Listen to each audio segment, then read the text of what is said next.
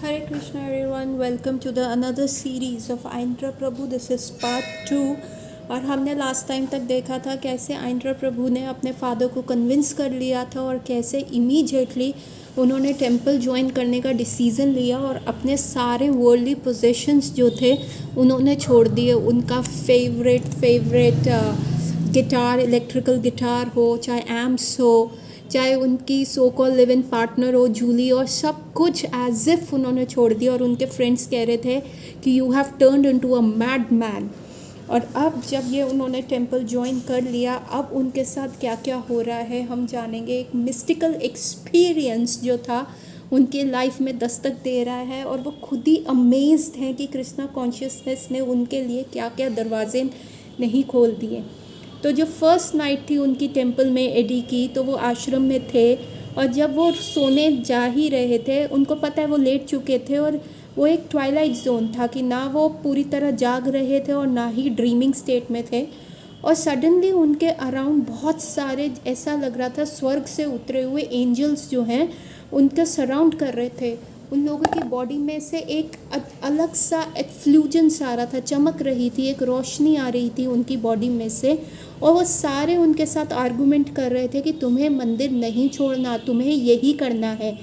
और तुम्हारी थोड़ी सी कमी की वजह से तुम पिछली बार जो है भगवान के धाम नहीं जा पाए, परंतु अब वो मिस्टेक तुमने इस बार नहीं करनी और तुमने क्या है इसी टेंपल में जुड़े रहना है, और ताकि तुम भगवान के धाम जा सको. और उनको बिल्कुल विविडली याद है ये सारी चीज़ें, चाहे वो कितने सालों के बाद भी इस चीज़ को रिकलेक्ट करते हैं, पर वो उनको एकदम डेफिनेटली याद है. और फिर क्या था, लेस देन अ वीक में उनके जो सबसे द अल्टीमेट सेक्रीफाइस जिसका वो आज तक नहीं कर पा रहे थे, उन्होंने अपने बालों का भी त्याग कर दिया. जो उनकी बहुत बड़ी वेस्ट से नीचे रेड फ्लेमिंग कलर की जो पोनी टेल थी, जो प्लेटलेट्स बांधते थे, वो काटी और उनको एक वैष्णव शिखा दी गई. और ये था उनका सबसे बड़ा पावरफुल सैक्रिफाइस.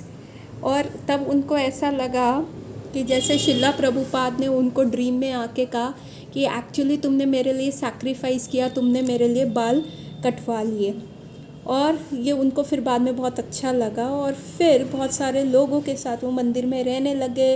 वहाँ पे चैंटिंग होती थी, महामंत्र का डांस होता था ऑल्टर में पिक्चर के सामने, और पंचतत्व थे वहाँ पे, और सब जो है जपा करते थे. भागवतम की क्लास होने लगी. और फिर उसके बाद कुछ डिवोटीज़ जो होते थे ब्रेकफास्ट प्रिपेयर करने के लिए रुक जाते थे, और बाकी सारे 19-20 डिवोटीज़ जो होते थे वो स्ट्रीट में चले जाते थे.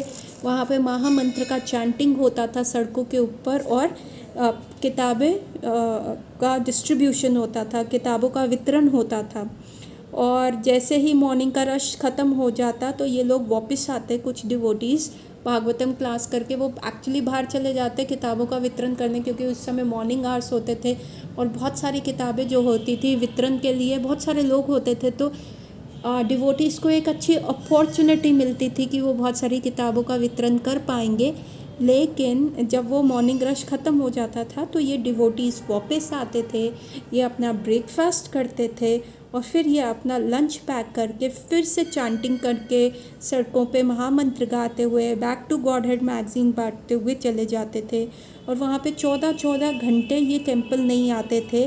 और ये जब रात के 9 या 10 बजे आते थे और उस समय एक गिलास गर्म दूध का और कृष्णा बुक पढ़ते पढ़ते ये फिर अपना डे एंड करते थे. और this was a day of a संकीर्तन पार्टी का पूरा दिन कैसे व्यतीत होता था, वो इस प्रकार से व्यतीत होता था. और ये ग्रेट था, एडी को ये बहुत कुछ अच्छा लग रहा था और वो धीरे धीरे वो करताल मृदंग बजाना सीख रहे थे. एंड उनको ये लाइफ बहुत ही अच्छी लग रही थी. एक और विज़न आया, अभी उनको सिर्फ एक हफ़्ता ही हुआ था टेंपल जुड़े हुए, लेकिन उनको एक और विज़न आया. फर्स्ट विज़न जो था, कितने भी स्वर्ग के देवी देवता आके उनको कन्विंस कर रहे थे कि तुम्हें ये मंदिर नहीं छोड़ना, ये मूवमेंट नहीं छोड़ना. जो तुम यहाँ मंदिर ज्वाइन करने आए हो ये सोच के कि यहाँ सिर्फ तुम 2 हफ्ते के लिए हो, सिर्फ ट्राई कर रहे हो कि जैसा उनकी किताबों में फ़िलॉसफी लिखी है क्या वो ऐसे लिव कर रहे हैं, वो कर रहे हैं या नहीं कर रहे, पर ये तुम्हारे लिए द गोल ऑफ लाइफ है, तुम्हें इसको नहीं छोड़ना। एक ये विज़न आया था। और दूसरा विज़न जो उनको आया, उनको अच्छे से याद है कि वो सोने के लिए बैठे हुए थे और उनकी आंखें अभी खुली हुई थी।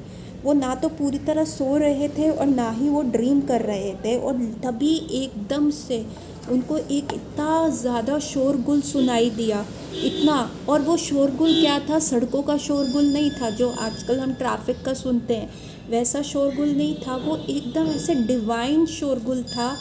और उनको समझ ही नहीं आ रहा था ये साउंड कहाँ से आ रही है, ये कौन से डायमेंशन से आ रही है। और उनके सामने जस्ट एक खाली वॉल थी और तभी उस वॉल में से ऐसा लगा कि एक पेंटिंग उभरती हुई आ रही है और वो भी लाइव पेंटिंग है। तो उन्होंने देखा वहाँ से, उस पेंटिंग में से, उस डायमेंशन में से, उस वॉल में से ये बहुत सारे काउहर्ड बॉयज़ जो हैं और काउज़ हैं और काव्स जो हैं वो एकदम आ रहे हैं और इतनी तेज़ दौड़ते दौड़ते आ रहे हैं।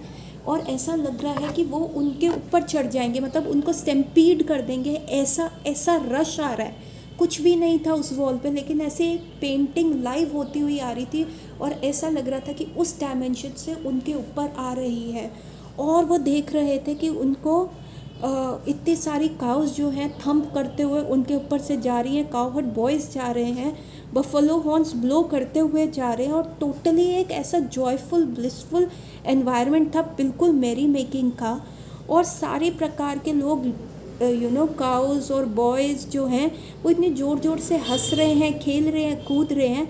और तब भी उनको कृष्ण की जो है मुरली की आवाज़ सुनाई देती है और वो देख पा रहे हैं कि कृष्ण और बलराम भी भागते हुए आ रहे हैं अपने काउहर्ड बॉयज़ के साथ। और सब एक दूसरे को कैच करने की कोशिश कर रहे हैं। और ये बहुत ही आनंदमयी स्थिति थी और वो उस आनंद को फील कर रहे थे।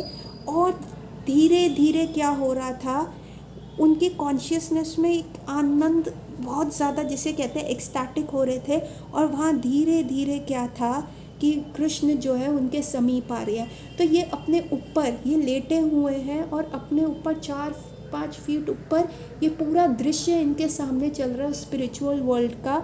और वो देख पा रहे हैं कि कैसे घास है और घास के ऊपर वो काउहर्ड बॉयज़ जो है रन कर रहे हैं, उनके पैर दिख रहे हैं, काउस के हूफ्स दिख रहे हैं इनको। और तभी क्या होता है, कृष्ण भी उनको ऊपर से आ रहे हैं और कृष्ण भी मुरली बजाते हुए उनके ऊपर से जा रहे हैं। लेकिन कृष्ण के साथ इनका आई कांटेक्ट होता है और कृष्ण की फ्लूट साउंड सुन के और उनकी आंखें देख के, तो ये मतलब एक जो आई कांटेक्ट होता है वो एकदम आउटवर्ल्डली था, एक डिफरेंट डायमेंशन को ये फील कर पा रहे थे। और तब उनकी आंखों से, कृष्ण अपनी आंखों से इनको कह रहे थे, क्या तुम मेरे साथ नहीं रहना चाहते, क्या तुम इस इन्जॉयमेंट को नहीं फील करना चाहते। और वो क्लियरली सुन पा रहे थे कि वो कृष्ण की फ्लूट सुन पा रहे थे डायरेक्टली। और इतना साउंड हो रहा था और इनक्रेडिबल फन था, वो एक्सपीरियंस था। और कृष्ण की आंखें जो इनसे मिली थी वो इतना स्वीट और लविंग वे का था, एक आनंदमय एक्सपीरियंस उनको था। और जब वो नेक्स्ट मॉर्निंग उठे तो उनको ये फील हो रहा था, मैं ये किसको बताऊँ।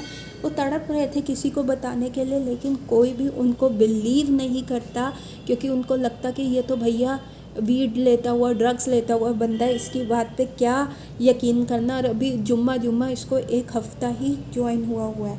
लेकिन आइंद्रा प्रभु की ये मेमोरी जो थी उनके हार्ट के एब्सोल्युटली क्लोज थी। और इतने इमोशनल डिटेल्स के साथ ये मेमोरी बाद में वो लोगों के साथ शेयर करते थे और उनकी आंखों में से झरझर आंसू जाते थे और वो इतने एक्सटैटिक फील करते थे। और ये इनका प्रीचिंग पॉइंट था कि देखो कृष्ण ने मेरे से रिटेलिएट किया और आई एम सो लकी कि मैं शिला प्रभुपाद की अम्ब्रेला के नीचे आया। सो नाउ क्या होता है, कितना लकी कि कृष्ण ने स्वयं आके उनको कहा कि तुम मेरे साथ नहीं रहना चाहते क्या। अब ये डीसी टेम्पल के उस समय प्रेसिडेंट थे दामोदर दास, ठीक है। और वो एक क्लासिकल ब्रह्मचारी थे जिनमें बहुत ज़्यादा एंथुजियाज़म था और बहुत कुछ करना चाह रहे थे। और जब एडी भी उस टेम्पल में थे, और एडी क्या करते थे, फ्लूट प्ले करते थे। वो हाई स्कूल में भी फ्लूट प्ले करते थे ऑर्केस्ट्रा में। अब उन्होंने हरिनाम संकीर्तन में भी क्या किया, अपनी फ्लूट लेके आए, लेकिन उनका जो उस समय कनेक्शन था वो जैज़ म्यूज़िक होता है, रॉक एंड रोल म्यूज़िक है, उस प्रकार से वो फ्लूट बजाते थे। और कई बार जब कीर्तन चल रहा होता था तो वो उनकी जो ट्यून होती थी वो भी बाहर चली जाती थी। तो दामोदर दास जी उनको कहते थे, भक्त यदि तुमको ना करताल और मृदंग बजाना चाहिए, तुम्हें फ्लूट नहीं बजानी चाहिए, क्योंकि अगर तुम फ्लूट बजाओगे तो तुम हरे कृष्ण महामंत्र सेम टाइम कैसे गाओगे। और हमें क्या करना है, हमें कृष्ण की मुरली सुनने का प्रयास करना चाहिए रादर देन कि हम मुरली बजाएं। और एडी ने जब ये वाक्य सुना तो उनके मन में आ रहा था कि मैं इनको कैसे बताऊं कि मैं कृष्ण की जो है मुरली सुन चुका हूँ। और वहाँ पे अब संडे फीस्ट प्रोग्राम होता था। एक आनंद मंजरी माता जी थी, वो एक बार एक प्ले कर रही थी कि जो संडे फीस्ट प्रोग्राम में होना था, और उन आनंद मंजरी ने एडी को बोला क्या तुम रोल प्ले करोगे। और उस समय जो था रामचंद्र जी का लीला के ऊपर ये प्ले था, तो एडी ने मना कर दिया क्योंकि वो बहुत शाय थे। तो आनंद मंजरी माता जी ने कहा ठीक है, एक स्मॉल रोल कर लो ना, हमें ना जिस गांव वाले दिखाने हैं अयोध्या के, जो भगवान राम को मना कर रहे हैं कि आप अयोध्या छोड़ के मत जाओ, बस तुमको बस एक ही डायलॉग बोलना है कि भगवान राम चले गए तो इस पूरी नगरी में सिर्फ चूहे ही घूमेंगे। पर लेकिन एडी इतने शाय थे कि वो बेयरली ऑडिबल वे में वो सेंटेंस बोल पा रहे थे, मतलब इतनी धीरे से वो सेंटेंस बोल पा रहे थे कि आनंद मंजरी माता जी को उनको बार बार कहना पड़ रहा था कि थोड़ा सा ऊंचा बोलो एड, थोड़ा सा ऊंचा बोलो। पर लेकिन यहाँ पे कंप्लीट कंट्रास्ट था, क्योंकि एडी जो थे कीर्तन में कभी हेजिटेट नहीं करते थे। इनफैक्ट वो कीर्तन लीड करते थे, चांटिंग को लीड करते थे। इवन मंगला आरती में वो कई बार जो है मंगला आरती गाते थे, लेकिन यहाँ पे एक प्ले में वो बोल नहीं पा रहे थे। अब क्या होता है, इनको शिला प्रभुपाद, क्योंकि मिशन जो था बढ़ चुका था, इस्कॉन की सोसाइटी बढ़ चुकी थी, तो बहुत ही इम्पॉसिबल था शिला प्रभुपाद द्वारा कि वो सबसे पर्सनली मिले और उनको दीक्षा प्रदान करें। तो उस समय क्या होता था, दीक्षा मेल के थ्रू आती थी। और जनवरी 16, 1974 में प्रभुपाद ने दामोदर प्रभु को लिखा कि मैं तुम्हारे रिकमेंडेशंस पे 4 डिसाइपल्स एक्सेप्ट करता हूँ। उसमें से जो थे एडवर्ड स्ट्राइकर को आइंद्रा दास का नाम दिया गया। जय हो। अब आइंद्रा प्रभु की 16 जनवरी 1974 में दीक्षा हो गई, और शिला प्रभुपाद ने दामोदर प्रभु को इंस्ट्रक्ट किया कि आपने जाके क्या करना है, आप उनको 4 रेगुलेटिव प्रिंसिपल्स बताइए, उनको 16 माला करने का उनसे वचन दीजिए, और साथ में यज्ञ कीजिए, और वो ये प्रॉमिस करेंगे विग्रहों के सामने और अपने स्पिरिचुअल मास्टर को वो एक्सेप्ट कर रहे हैं, और यदि वो 4 रेगुलेटिव प्रिंसिपल और 16 माला का जप नहीं करेंगे तो फिर उनको पनिशमेंट मिलेगी। तो और बस यदि वो ऐसा करते रहेंगे तो वो डेफिनेटली स्पिरिचुअल वर्ल्ड वापस जाएंगे। और जो उनकी बीड्स है, आप ऐसा कीजिए, कीर्तनानंद महाराज जी को भेज दीजिए, वो मेरे बिहाफ पे उनकी बीड्स पे चैंट करेंगे, और वो लोग उन बीड्स पे चैंट कर पाएंगे।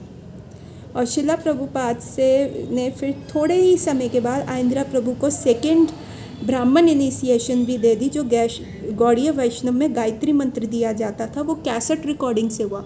तो आइंद्रा प्रभु की पहली इनिशिएशन जो हुई एक मेल से हुई, और दूसरी जो थी कैसेट रिकॉर्डिंग से उनको गायत्री दिया गया।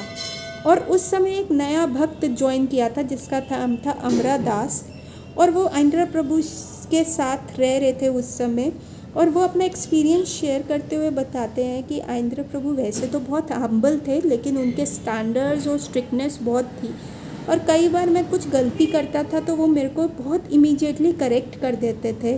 कभी कभार मैं कीर्तन में गलत कर देता था, कभी कभार मैं इतना एनोइंग हो जाता था। इनफैक्ट कई बार जब वो मुझे करेक्ट करते थे वो इतना एनोइंग हो जाता था, पर मैंने बहुत सारी चीज़ें जो है उनसे सीखा, कीर्तन सीखा कैसे करना है। और वो सच में एक हम्बल और बहुत ही सीरियस भक्त है, मतलब he was not fooling around hair. जो उनको बताया जाता था वो उसको स्ट्रिक्टली फॉलो करते थे। और वो कहते हैं हमारा दास प्रभु कहते हैं कि जब भी आइंद्रा प्रभु वहाँ पे हो रहा करते थे तो सारे जो ब्रह्मचारी होते थे वो अपने टोस पे होते थे, क्योंकि आइंद्रा प्रभु कोई भी किसी भी प्रिंसिपल में कभी भी जो है ढीलापन नहीं चाहते थे। और जब आइंद्रा प्रभु की ब्राह्मण इनिशिएशन हो गई तो अब वो क्या है, विग्रहों की सेवा जो है कर सकते थे, अब वो पुजारी वर्क कर सकते थे। लेकिन वो प्राइमरली जो थे संकीर्तन डिवोटी थे।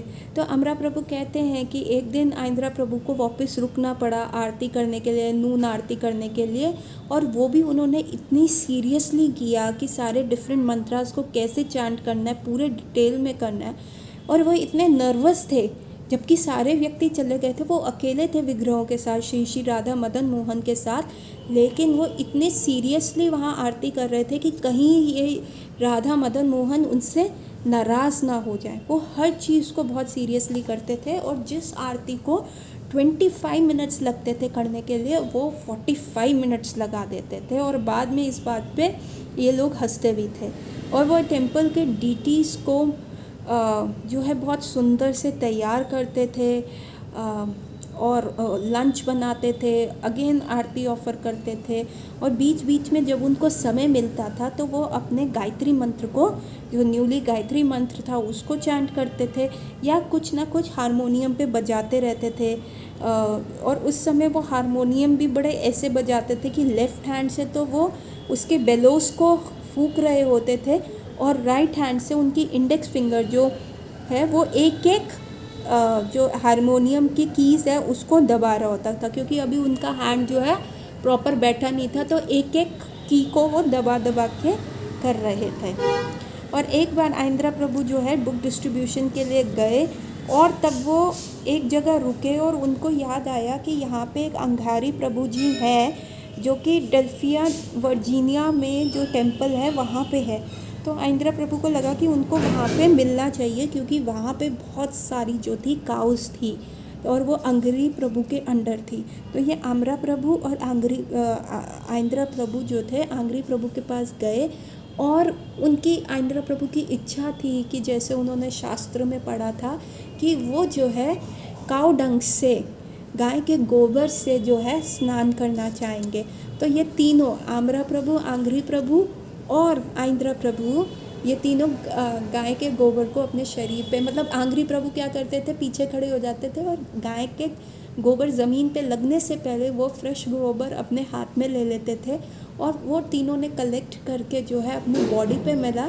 इवन आइंद्रा प्रभु तो इतने सीरियस थे शास्त्रों को लेके कि उन्होंने तो उस गोबर के साथ क्या किया, दांत भी साफ़ किए, मुंह भी साफ़ किया, कुल्ला तक किया, जो कि आंगरी प्रभु और आमरा प्रभु नहीं कर पाए, क्योंकि आइंद्रा प्रभु हमेशा आगे जाते थे, वो हमेशा हर चीज़ को वेरी सीरियसली लेते थे।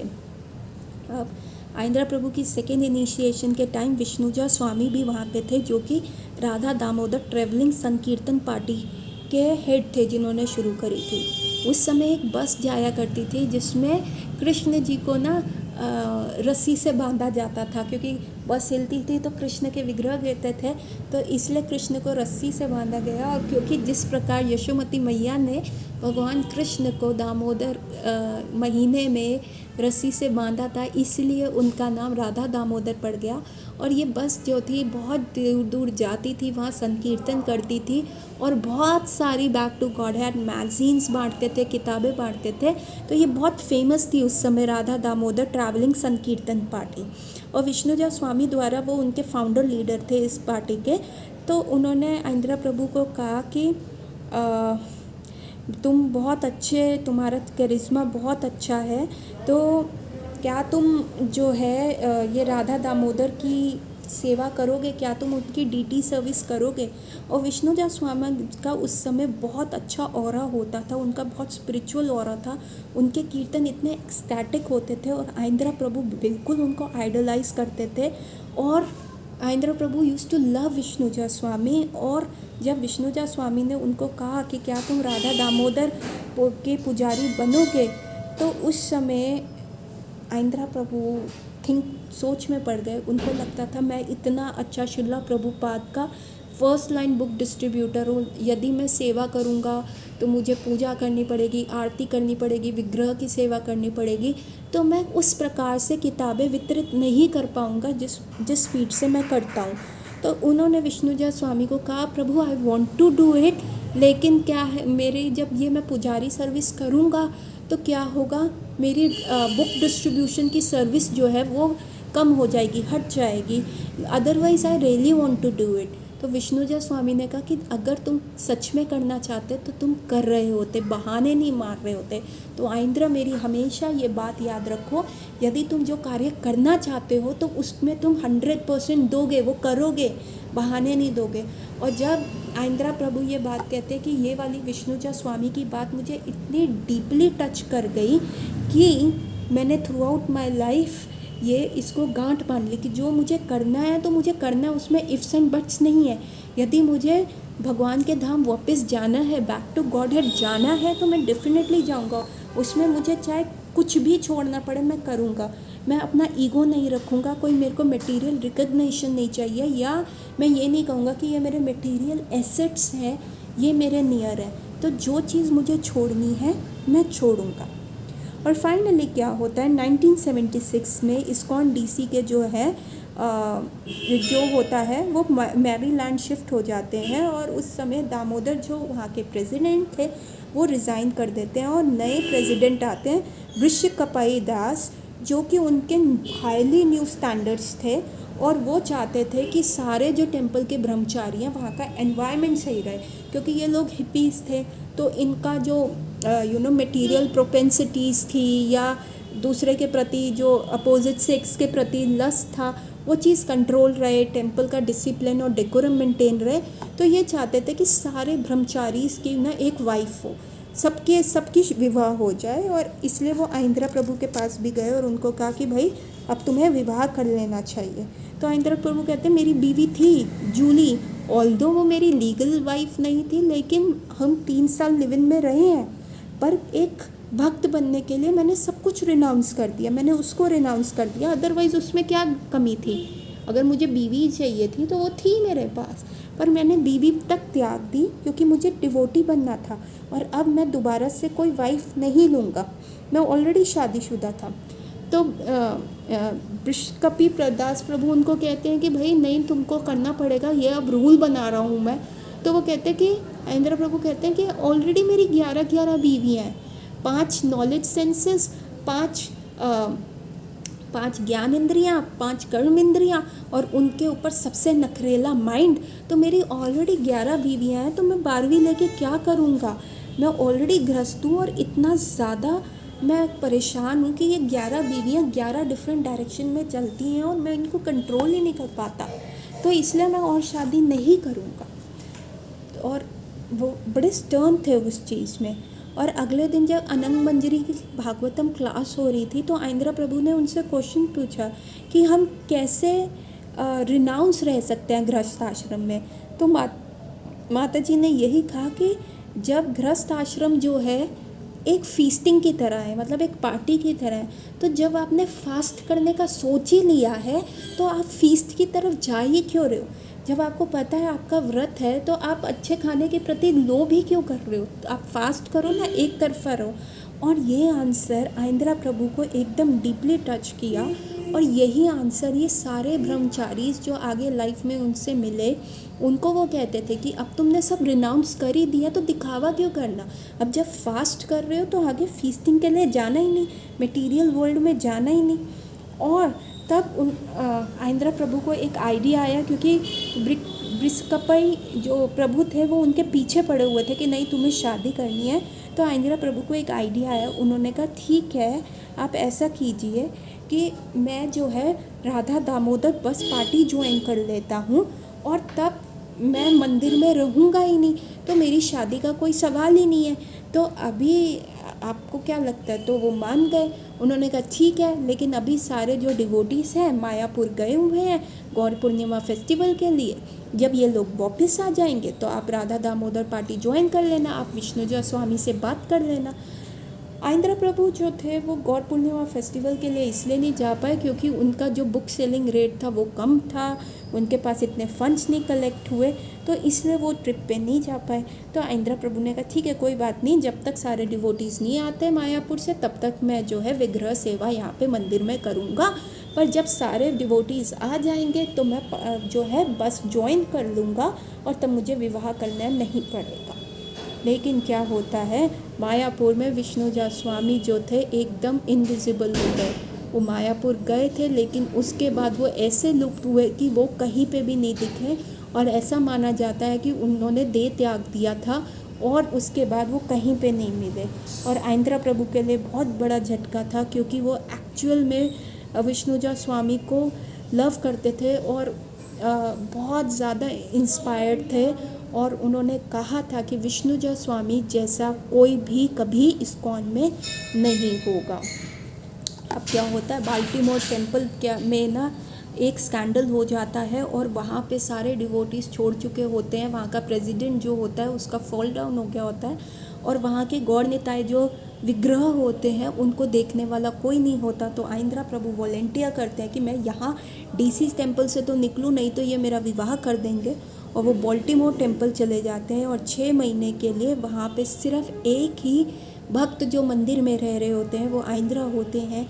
वो रोज़ सुबह गौर निताई को उठाते हैं, उनकी ड्रेसिंग करते हैं, आरती करते हैं, उनके लिए कुक करते हैं, मील्स बनाते हैं, और यदि उनके पास कुछ समय मिलता है तो वो हारमोनियम पे हरि नाम मेलोडीज़ गाते हैं।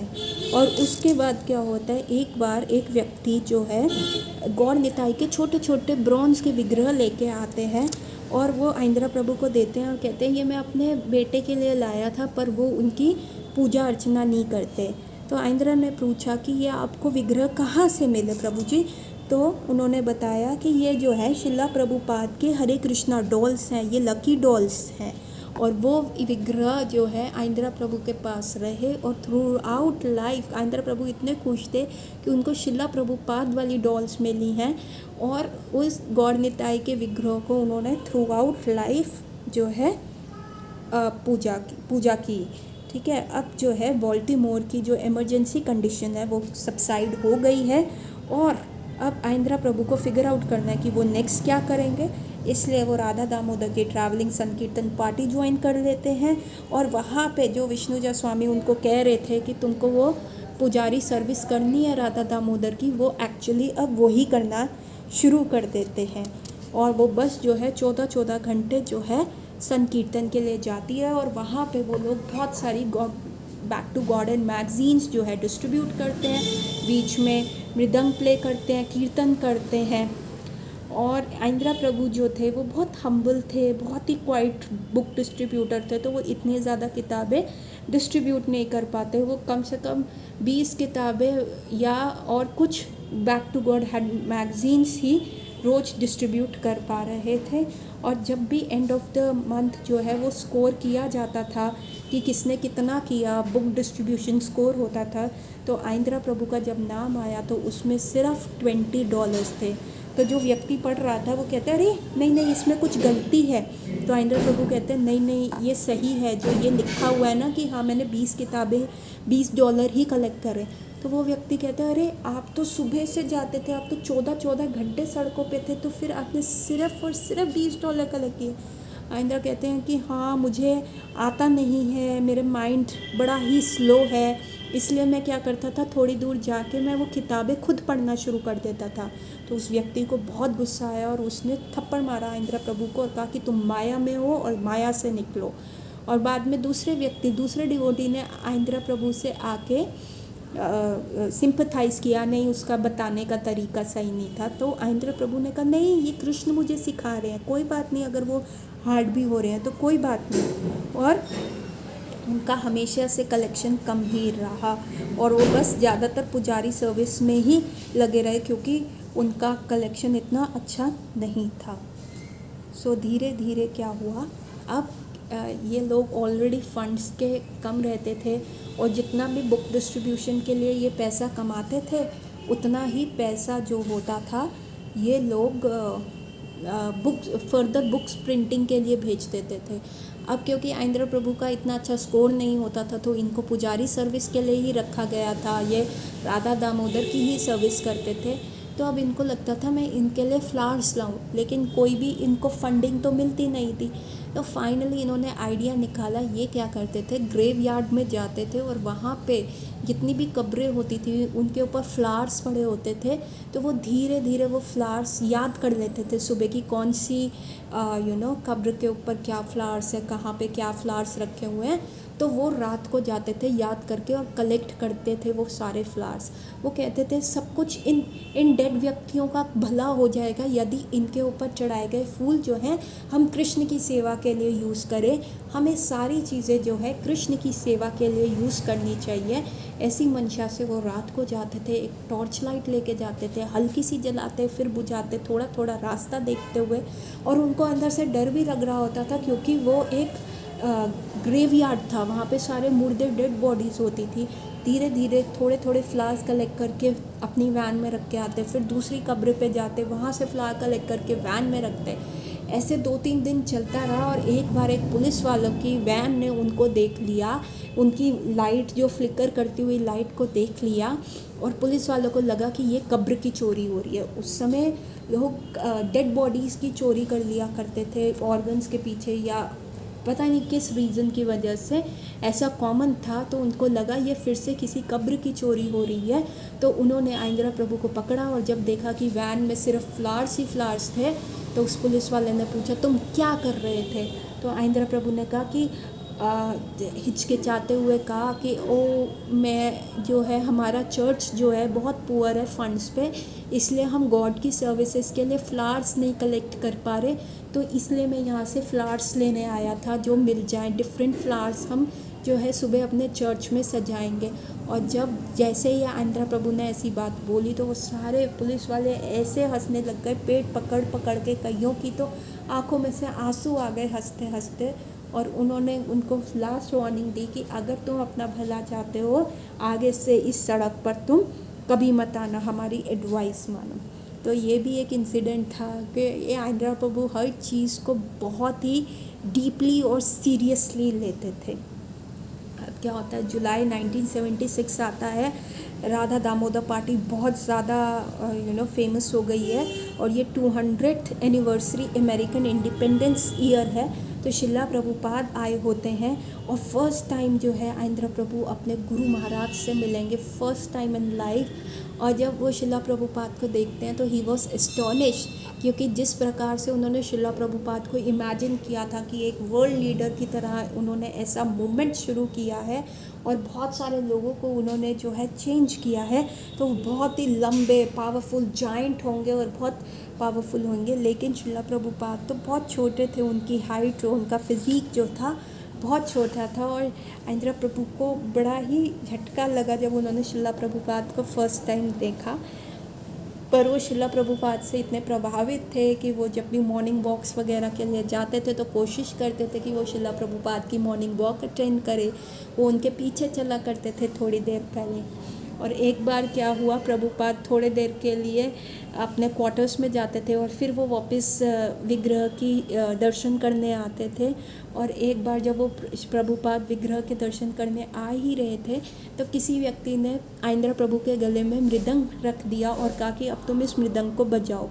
और आइंद्रा प्रभु बड़े अचंभित हुए क्योंकि कभी उन्होंने बजाया नहीं था मृदंग, उनको तो सिंपल ट्यून आती थी। और आइंद्रा प्रभु कहते हैं कि मैं उस समय में मृदंग इतना अच्छा नहीं बजा सकता था और आज भी मैं इतना अच्छा मृदंग नहीं बजा सकता, I am a harmonium man. और वो चाहते थे कि वो सिंपल ट्यून बनाए। और जैसे शिला प्रभुपाद के गुरु भाई हैं अकिंचन कृष्णदास महाराज, वो बड़े सिंपल चांट करते हैं हरे कृष्ण महामंत्र, बहुत डीपली चांट करते हैं फ्रॉम हार्ट। तो वैसे भी आइंद्रा प्रभु भी वैसे ही चांट करने का प्रयास कर रहे थे। और जब शिला प्रभुपाद नीचे आए तो वो बड़े खुशी से मृदंग बजा रहे थे आइंद्रा प्रभु, और शिला प्रभुपाद सिर्फ उनसे 1.5 फुट दूर ही खड़े थे और वो भी बहुत हैप्पी हो रहे थे। और जब वो कीर्तन हाई जाके थोड़ा रुका तो शिला प्रभुपाद ने अपनी नेक हल्की सी टर्न करी और बोला जय। आइंद्रा प्रभु के उस कीर्तन के लिए उन्होंने बोला जय, और that was just the only conversation, सिर्फ ये एक वार्तालाप थी जो शिला प्रभुपाद और आइंद्रा प्रभु के बीच में हुई थी। सिर्फ एक शब्द जय, जय का मतलब होता है आपकी विजय हो, और आइंद्रा प्रभु ने उसको अपनी लाइफ लॉन्ग मिशन बना लिया कि ये संकीर्तन, हरि नाम संकीर्तन ही जो है शिला प्रभुपाद द्वारा उनको दिया गया है और यही उनको विजयी बनाएगा। और उस जय के लिए उन्होंने अपनी पूरी लाइफ जो है सैक्रिफाइस कर ली इस हरिनाम संकीर्तन के लिए, कि बस ये उनका लाइफ लॉन्ग मिशन हो गया कि बस वो भगवान के नाम को जपेंगे। और ये होल आइडिया जो था वृंदावन में भी पूरा कीर्तन करने का, वो उस पूरा जय के ऊपर था कि वो संकीर्तन और वो भगवान के नाम का जप और वो हरे कृष्ण महामंत्र अपनी पूरी ज़िंदगी जपेंगे। अब आगे इतना मैजिकल आइंद्रा प्रभु की लाइफ चल रही है, उनको इतने ज़्यादा मिराकुलस जो है इंडिकेशंस मिल रहे हैं, और सिर्फ एक शब्द जो उनके गुरु महाराज ने उनको बोला और उसी को उन्होंने अपना मिशन बना लिया, उसी को अपना मूड बना लिया और उनकी लाइफ चेंज हो गई। आगे क्या होता है ऐसे मैजिकल लाइफ ऑफ आइंद्रा प्रभु, वो हम जानेंगे अगली क्लास में। तब तक के लिए हरे कृष्णा। कृपया इस सीरीज़ के साथ जुड़े रहिए, ये बहुत ही इंटरेस्टिंग मैजिकल सीरीज़ है एक ऐसे व्यक्ति की जिसने सिर्फ अपनी साधना के बलबूते पे अपने गुरु महाराज की आशीर्वाद से भगवान के धाम जाने का पूरा सफ़र कैसे तय किया, क्या किया और फाइनली उस गोल को कैसे अचीव किया, जो हम लोगों के लिए बहुत बहुत इंस्पिरेशनल हो सकता है। जुड़े रहिए, सीखिए। आइए हम सीखें आइंद्रा प्रभु की लाइफ से। हरि बोल।